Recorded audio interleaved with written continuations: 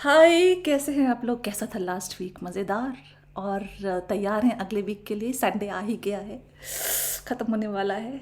आज की कहानी क्या है? बहुत ही इंस्पायरिंग कहानी है आज की, जो कि आपको नेक्स्ट वीक और उसके बाद आने वाले सारे वीक्स में होपफुली इंस्पायर करेगी कुछ ऐसा करने या इससे भी बड़ा करने के लिए। क्या है वो?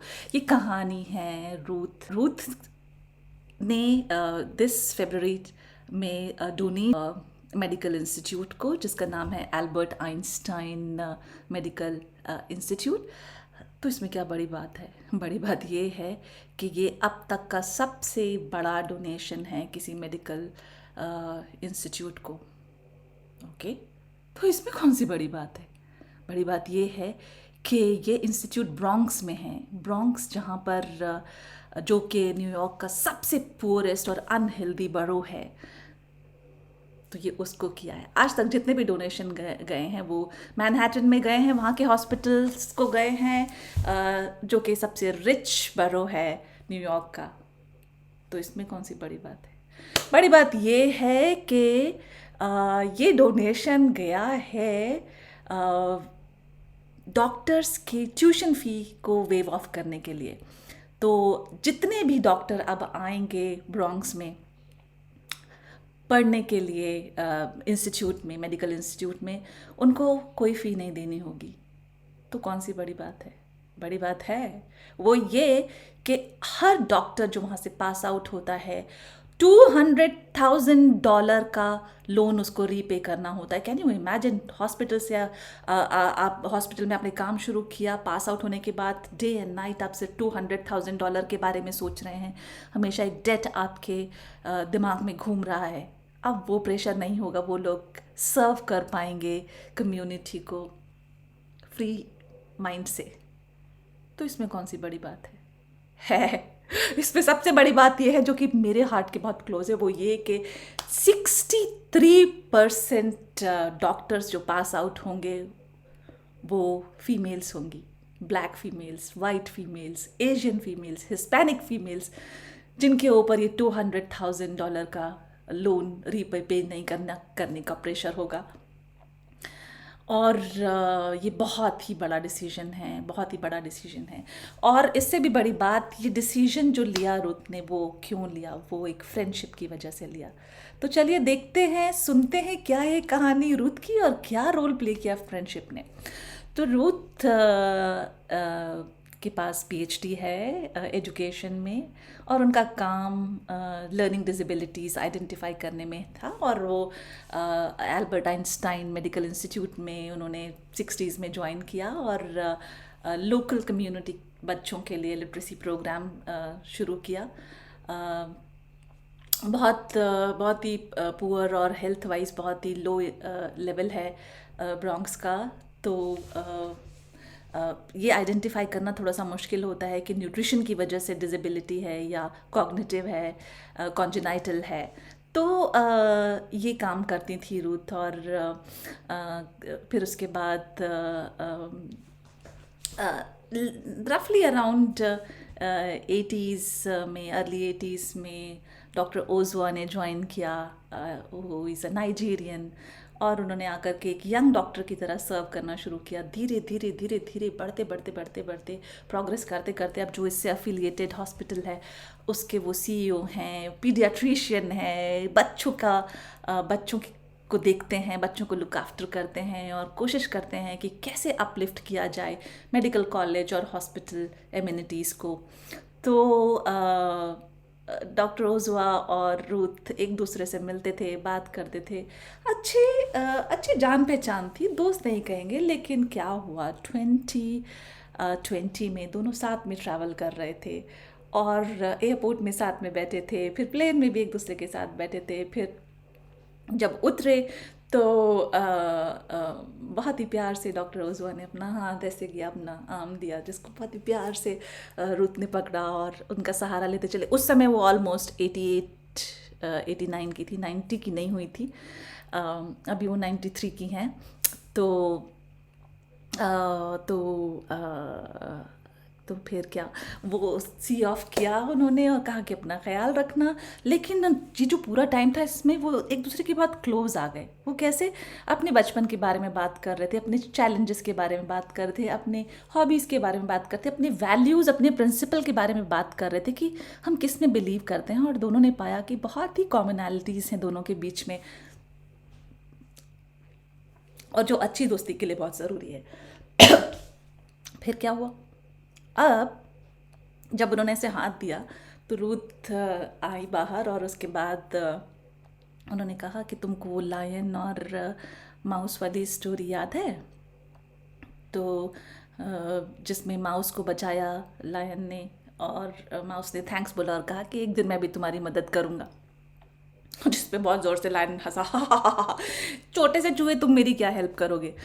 तो डॉक्टर ओजुआ उस समय उन्होंने स्माइल नहीं किया, वो बहुत प्यार से उनको सी ऑफ करके चले गए। तो कहने का मतलब ये कि रूथ ने ये कहा कि एक दिन कुछ मैं भी ऐसा करूँगी। और उसके बाद क्या हुआ, उसके बाद कोविड आ गया। कोविड आ गया और कोविड की वजह से बहुत प्रॉब्लम्स हुई। रूथ के हस्बैंड सैंडी, जो कि वॉरेन बफेट, दुनिया का सबसे अमीर आदमी, उसके प्रोटेजी थे। उन्होंने ट्रेन किया सैंडी को, और सैंडी ने इन्वेस्ट किया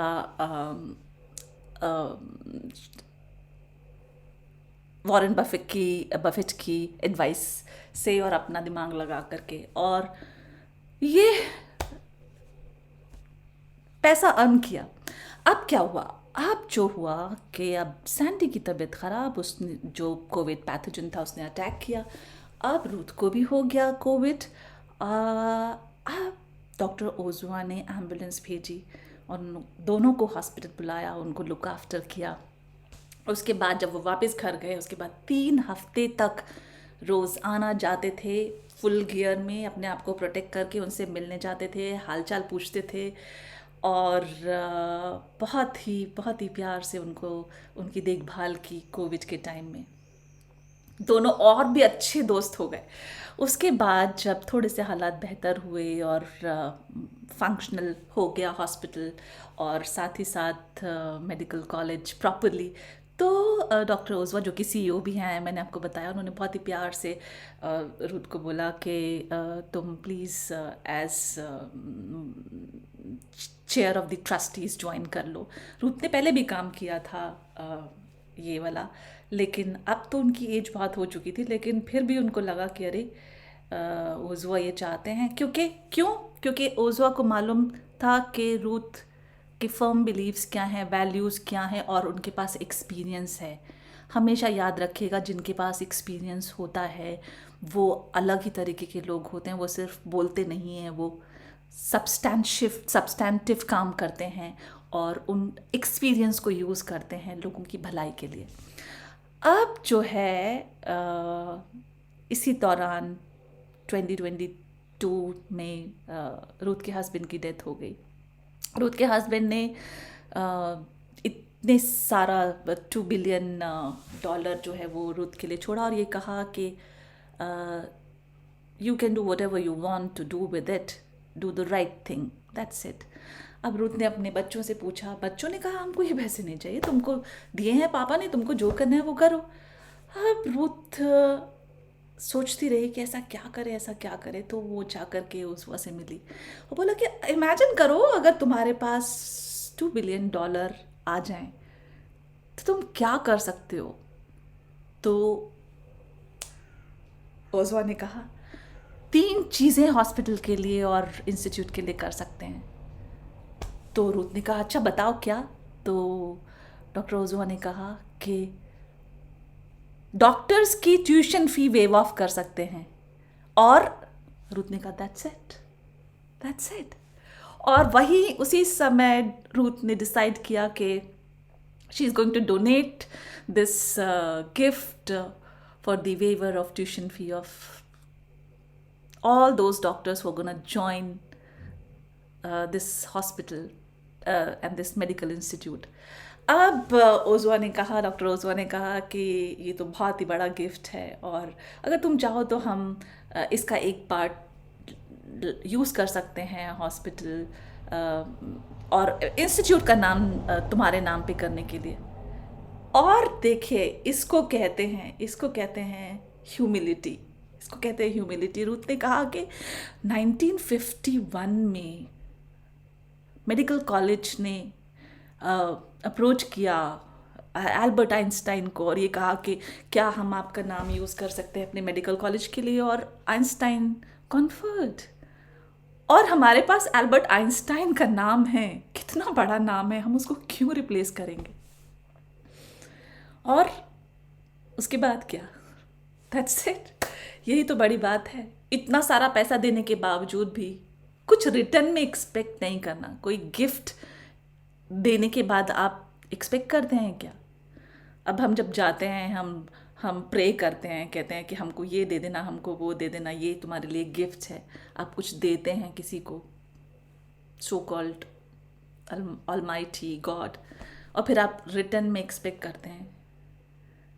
यही थॉट मेरे अंदर आया जब मैं रूथ के गिफ्ट के बारे में सोच रही थी। कितनी बड़ी बात है। गिफ्ट मतलब गिफ्ट जो आपने किया दूसरे के लिए, वो किया, उसके बाद उसमें आप खोजते नहीं हो कि लिए आपको कुछ मिल जाए। और तो और ये जो गिफ्ट है ये एकदम एकदम out of concern, out of care, out of love आया उन डॉक्टर्स के लिए, जो इतना हार्ड वर्क करते हैं दिन रात ताकि वो प्रेशर में ना रहें। कैसी लगी आज की कहानी? I am very inspired by Ruth. आप हैं कि नहीं? अच्छा, बाय द वे, ब्रॉन्क्स के बारे में एक और चीज़ आपको बताती हूँ।